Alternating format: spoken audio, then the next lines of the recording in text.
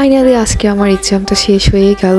So আসসালামু আলাইকুম everyone, welcome to my new daily vlog. First এক্সামের দিন যেমন অনেক বেশি এক্সাইটেড লাগে, তেমনই লাস্ট এক্সামের দিন কিন্তু তার থেকেও আরও বেশি এক্সাইটেড লাগে, কারণ আজকে এক্সাম দিয়ে এসেই অনেকক্ষণ ছুটি কাটাতে পারবো। যদিও খুব বেশি দিন ছুটি কাটাতে পারবো না, কারণ এটা প্রি টেস্ট এক্সাম, এরপর আবার টেস্ট এক্সাম, এইচএসসি তো এখনো পড়েই আছে। এইচএসসি থেকেও ইন্টার লাইফটা অনেক বেশি ঝামেলা, কারণ ইন্টার ওঠার পর থেকে একের পর এক্সাম দিয়ে আসছি আর এই এক্সামের শেষ হবে একদম অ্যাডমিশন পর্যন্ত গিয়ে। এরপর অনার্স লাইফে কি হবে জানি না। তো যাই হোক, আমি সকাল সকাল ঘুম থেকে উঠে রেডি হয়ে নিয়েছি, এরপরে ব্রেকফাস্ট করে নিলাম, দেন বের হয়ে পড়লাম এক্সাম দিতে যাওয়ার জন্য। আমাদের গল্পগুলো আর এখনকার ওয়েদারটা আমার ভীষণই ভালো লাগে, অনেক বেশি রৌদ্র ঝলমলে একটা ওয়েদার, বাট অতটা গরমও থাকে না।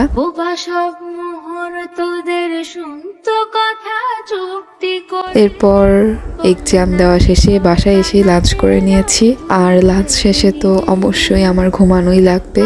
আর আজকে যেহেতু এক্সাম শেষ, তাই অনেক দেরি করে ঘুম থেকে উঠেছি। এরপরে চা বসিয়ে দিলাম, আর এখন আমার কাছে কেন জানি আদা চাটাই বেশি ভালো লাগছে খেতে, আগে লেমন টিটা বেশি ভালো লাগতো। ভোরে তার চকচকে রোদ বৃষ্টি ছিল রাতে, একখানা জাহাজ পাড়ি সেখান থেকেই ঝর্ণা শুরু, কথা ছিল দুজন। এরপর অনেক দিন পর আবার একটু ছাদে গিয়েছিলাম চা নিয়ে। এই কয়দিন এক্সামের জন্য তেমন একটা ছাদে যাওয়ার সময় পেতাম না, আজকে অনেকক্ষণ ছাদে ছিলাম। হারিয়ে যাব ইচ্ছে করেই।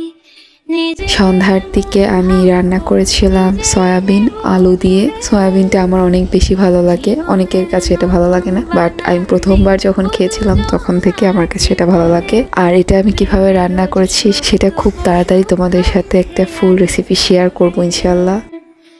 আমাদের গল্পগুলো অল্প সময় ঘর পাতালো, তারপর হারিয়ে গেল তোমায় আমায় নিয়ে।